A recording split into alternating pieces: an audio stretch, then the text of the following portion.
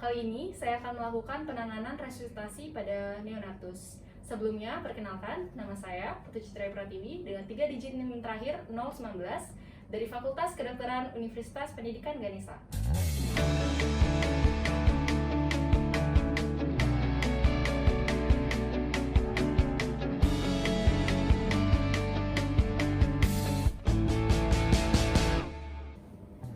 Baik, langkah pertama yang harus saya lakukan adalah mengetahui informasi terkait bayi apakah cukup bulan atau tidak.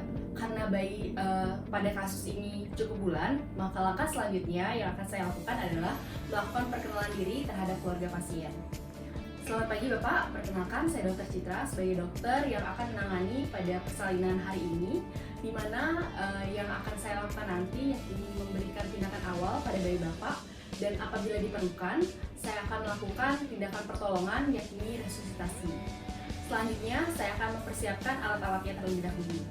Di hadapan saya sudah tersedia beberapa alat yang menunjang dari resusitasi neonatus ini. Baik, adapun alat-alat yang sudah saya sediakan, yang pertama alat untuk menunjang termoregulasi, yakni infant warmer yang sudah saya nyalakan 30 menit sebelum persalinan. Ada 3 lembar handuk, di mana 2 lembar untuk mengeringkan badan bayi dan juga 1 lembar untuk mengganjal bahu bayi. Lalu ada plastik apabila bayi memiliki berat badan kurang dari 1.500 gram. Ada topi, ada inkubator transport dan juga lampu penghangat. Dilanjutkan pada bagian airway atau jalan napas bayi. Adapun alat-alat yang menunjang yakni suction 8F yang dihubungkan dengan mesin suction, alat penghisap berkekuatan 80 hingga 100 mmHg, meconial aspirator, balon penghisap, selang ETT nomor 3,5 karena bayi pada kasus ini berberat badan 3.000 gram, serta stylet dan juga hipave. Dilanjutkan dengan laryngoscope blade lurus. Lalu ada alat-alat untuk menunjang breathing atau pernapasan bayi, yakni balon mengembang sendiri dengan PEEP. Ada sungkup bayi yang akan disesuaikan dengan umur bayi, yakni cukup bulan atau prematur. Ada tepis resusitator atau neopuff. Ada oksigen, air, dan juga oksigen blender. Dilanjutkan dengan alat untuk menunjang circulation, yakni squid 10 cc, squid 1 cc, cairan dextrose 10%, NaCl 0,9%, ada infuset mikro, ada neofenfone, lalu ada pula persiapan kateter umbilikal seperti umbilical catheter, 3-way, squid 10 cc, betadine, duk steril, benang steril, mask, kasa steril, dan juga handscoon steril. Selanjutnya ada pula obat-obatan yang saya persiapkan, yakni berupa epinefrin 1 berbanding 10.000 dalam split 10 cc. Ada pula dopamin dan juga dobutamin. Selain itu, saya juga menyiapkan alat-alat untuk menunjang evaluasi, yakni berupa stetoskop, alat saturasi oksigen, glukometer, dan juga stopwatch. Baik, di sini saya bertindak memberikan pertolongan seorang diri, di mana saya bertugas untuk memonitoring, memberikan ventilasi, dan juga memberikan kompresi. Selanjutnya adalah mencuci tangan menggunakan handscoon, apron, dan juga masker. Pertama, saya akan mencuci tangan 6 langkah sampai ke ujung siku.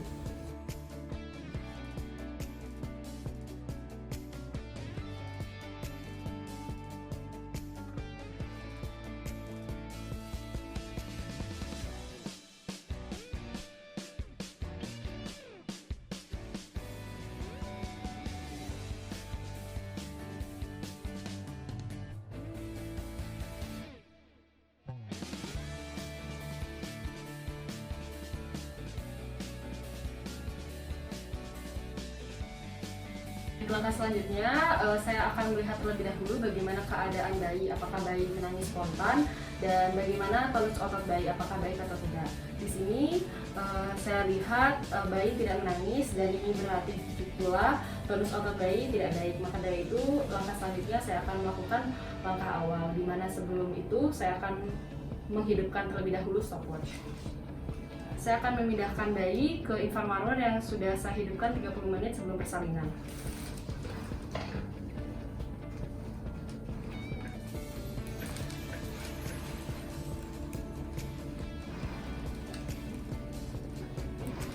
Baik, langkah selanjutnya saya akan memposisikan terlebih dahulu bayi dengan posisi menghidu dengan melakukan pengganjalan pada bagian bahu bayi menggunakan handuk.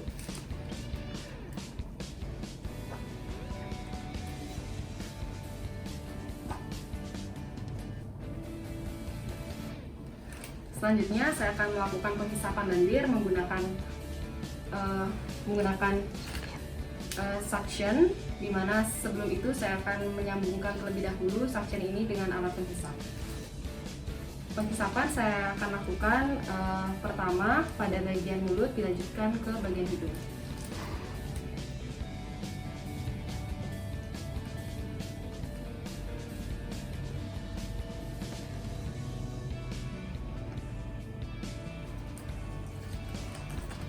Baik, selanjutnya saya akan melakukan pengeringan badan bayi menggunakan handuk, dimulai dari mengeringkan bagian kepala hingga ke kaki.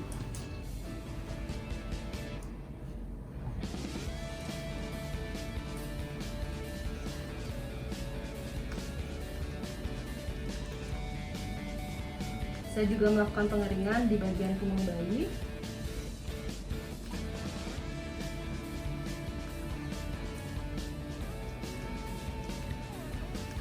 Lalu saya melakukan rangsangan taktil pada bayi.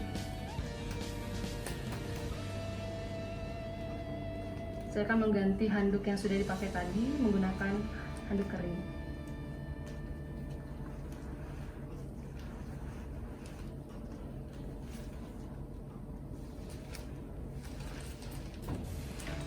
Baik, selanjutnya saya akan melakukan evaluasi dengan mendengarkan frekuensi jantung bayi dan juga pernapasan bayi menggunakan stetoskop.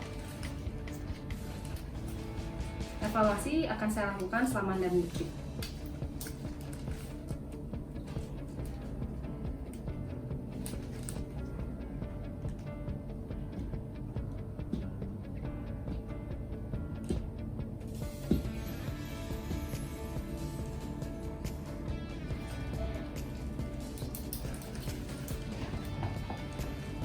Baik, didapatkan saat saya mendengar menggunakan stetoskop tadi, frekuensi jantung bayi selama 6 detik didapatkan 6 kali, di mana hal ini berarti selama 1 menit frekuensi jantung bayi sebesar 60 kali per menit.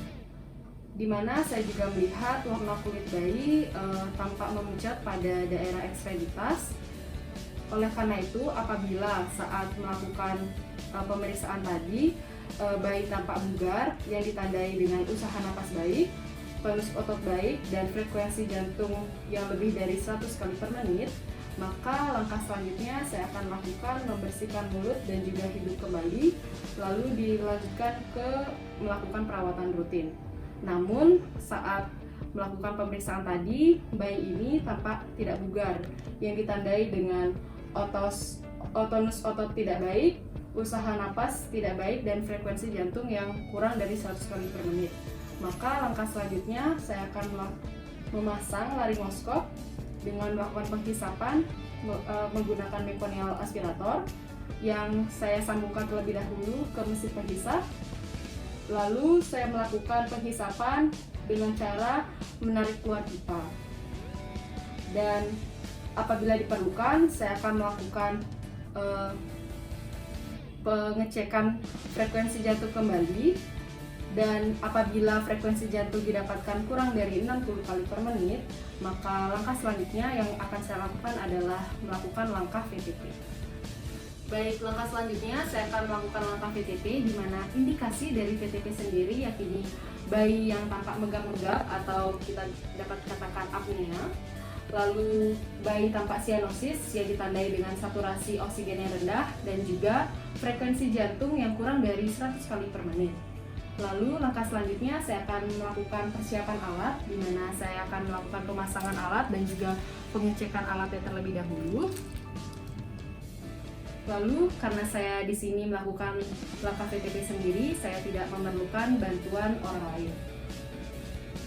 Selanjutnya saya akan memilih sungkup yang disesuaikan dengan ukuran mulut dan juga hidung pasien. Lalu saya memastikan jalan napas dari bayi ini tidak ada sumbatan atau yang dikatakan sebagai airway clear. Selanjutnya saya akan memposisikan kepala bayi seperti posisi menghidup. Dan langkah terakhir saya lakukan pemasangan alat saturasi oksigen pada tangan kanan bayi. Dilanjutkan, saya akan melakukan langkah VTP dengan menggunakan balon mengembang sendiri yang tidak saya sambungkan ke oksigen. VTP akan saya lakukan selama 30 detik dengan hitungan 1 lepas-lepas selama 20 sampai 30 kali siklus. Saya memegang sungkup menggunakan tangan kiri seperti CA clamp. Saya akan memulai melakukan langkah VTP. 1 lepas-lepas, 2 lepas-lepas, 3 lepas-lepas, 4 lepas-lepas, 5 lepas-lepas, 6 lepas-lepas, 7 lepas-lepas, 8 lepas-lepas, 9 lepas-lepas, 10 lepas-lepas, 11 lepas-lepas, 12 lepas-lepas, 13 lepas-lepas, 14 lepas-lepas, 15 lepas-lepas, 16 lepas-lepas, 17 lepas-lepas, 18 lepas-lepas, 19 lepas-lepas, 20 lepas-lepas. Saat melakukan VTP, saya juga melihat pergerakan dinding dada apakah mengembang atau tidak, di mana hal ini bertujuan untuk mengetahui apakah udara yang kita berikan benar-benar masuk ke paru-paru bayi. Apabila dada bayi tidak ada pengembangan, maka saya akan lakukan evaluasi dengan SRIBTA atau Mr. SOPA, di mana S yang berarti kita harus memastikan sungkup harus melekat dengan erat, lalu R yang berarti kita melakukan reposisi pada jalan napas bayi, lalu I kita harus melakukan penghisapan pada bagian mulut dan hidung bayi, lalu ada B yang berarti kita harus membuka mulut bayi, lalu ada T yang berarti kita harus menaikkan tekanan yang dilakukan dengan cara kita menyambungkan balon mengembang sendiri dengan oksigen. Lalu yang terakhir ada A yang berarti alternatif jalan napas, kita harus melakukan persiapan ke langkah intubasi. Selanjutnya saya akan melakukan evaluasi, di mana saya melihat usaha napas dari bayi ini sudah spontan, dan denyut jantung bayi saya akan melakukan evaluasi menggunakan stetoskop kembali. Saya akan mendengarkan denyut jantung pada bayi ini selama 6 detik.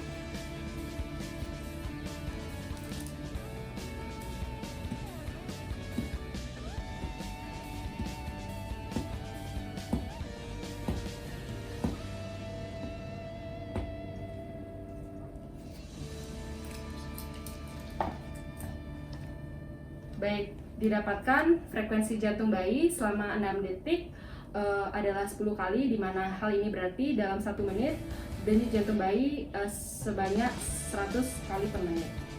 Lalu saya lihat juga warna kulit bayi sudah tampak memerah, dan saturasi oksigen bayi saya akan melihat menggunakan saturasi oksigen. Baik, pada saturasi oksigen saya melihat bayi ini sudah mencapai 92%, di mana Hal ini berarti sudah normal karena sudah dalam rentang 85 sampai 95% dalam waktu 10 menit. Oleh karena itu, langkah selanjutnya saya akan membalut bayi dan melakukan langkah evaluasi stable.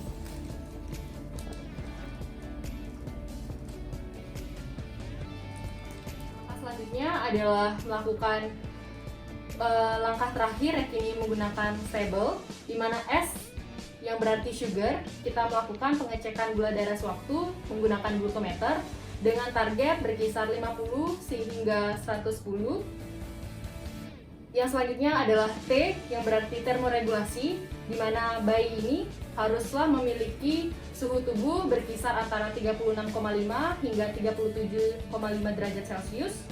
Lalu A yang berarti airway atau jalan napas, dengan memastikan jalan napas bayi tidak ada sumbatan atau yang berarti airway clear. Dilanjutkan B yakni blood pressure dengan melakukan pengecekan perfusi bayi dengan menggunakan manometer. Namun apabila tidak ada, maka akan dilakukan pengecekan CRT yang kurang dari 2 detik. Baik, di sini CRT pada bayi sudah kurang dari 2 detik.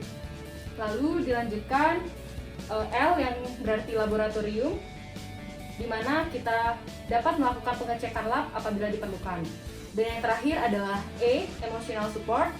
Kita harus melakukan KIE terhadap keluarga bayi mengenai kondisi terkini bayi.